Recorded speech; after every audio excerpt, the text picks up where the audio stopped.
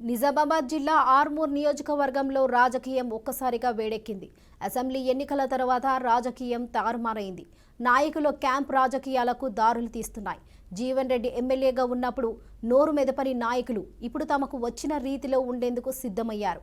Municipal చైర్మన్ను దించేందుకు కొందరు కౌన్సిలర్లు మాజీ ఎమ్మెల్యే దగ్గరకు వెళ్తే మరికొందరు కాంగ్రెస్ తీర్థం పుచ్చుకునేందుకు రెడీ అవుతున్నారు.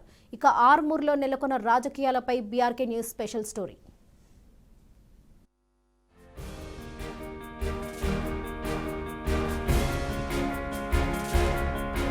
నిజామాబాద్ జిల్లా ఆర్మూర్ మున్సిపల్లో రాజకీయం రసవత్తరంగా మారింది. బీఆర్ఎస్ కౌన్సిలర్లు చైర్పర్సన్ పై అవిశ్వాసం పెట్టేందుకు సిద్ధమవుతున్నారు.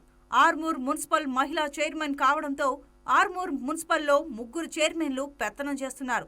చైర్పర్సన్ పండిట్ వినీత భర్త పండిట్ పవన్, మరిది పండిట్ ప్రేమ్ కుమార్ పెత్తనంతో మున్సిపాలిటీ భరించలేనంతగా తయారైంది. నిధుల విషయంలో కౌన్సిలర్లకు చైర్మన్ భర్తకు మధ్య పలుమార్లు వాగ్వాదం సైతం చోటు చేసుకుంది.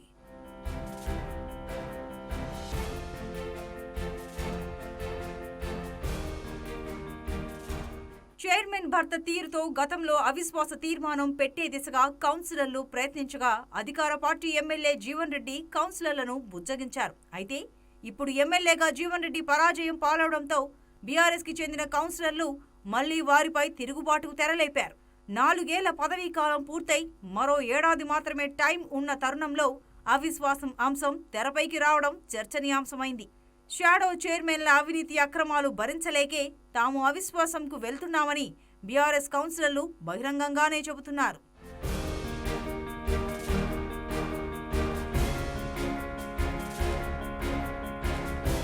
కొన్ని రోజులుగా చైర్మన్ను మార్చాలని కౌన్సిలర్లు ప్రయత్నిస్తున్నారు. కానీ జరిగిన ఎన్నికల్లో అనుకోని ఫలితాలు రావడంతో ఆర్మూర్లో రాజకీయాలు తారుమారయ్యాయి. అయినప్పటికీ చైర్మన్ను ఎలాగైనా మార్చే ప్రయత్నాన్ని కౌన్సిలర్లు చేస్తున్నారు. కానీ ఎలాగైనా అధికార పార్టీలో ఉండేందుకు చైర్మన్ పండిట్ వినీత భర్త పవన్, మాజీ చైర్మన్ స్వాతి సింగ్ ఇంట్లో ఆయనకు సంబంధించిన 13 మంది కౌన్సిలర్లతో సమావేశం ఏర్పాటు చేసి గ్రూప్ రాజకీయాలకు తెరలేపారు. కాంగ్రెస్ పార్టీలో చేరేందుకు చైర్మన్ వినీత తన అనుచరులను కోరినట్లు తెలిసింది. ఎలాగైనా తన పదవిని కాపాడుకోవడానికి చైర్మన్ ప్రయత్నాలు చేస్తున్నారు.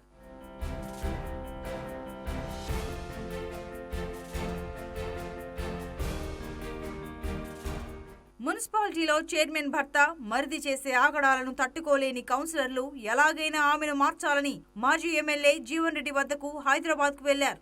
ఏదేమైనప్పటికీ చైర్మన్ను మార్చే ప్రయత్నంలో కొందరు ఉంటే షాడో చైర్మన్ మాత్రం తాను ఒక్కొక్కరికి 2 లక్షల రూపాయలు ఇస్తానని అవిశ్వాసం మాటను పక్కన పెట్టాలని కోరినట్లు తెలిసింది. ఏది ఏమైనా ఆర్మూర్లో జీవన్ రెడ్డి ఓటమి తర్వాత రాజకీయాలు వేడెక్కాయి. తమ పార్టీ అధికారంలో ఉందని కాంగ్రెస్ నేతలు రాజకీయాన్ని తమ చేతుల్లోకి తీసుకోవాలని ప్రయత్నిస్తున్నారు. చివరికి ఆర్మూర్ మున్సిపల్ చైర్మన్ పదవి ఎవరికి దక్కుతుందో వేచి చూడాలి.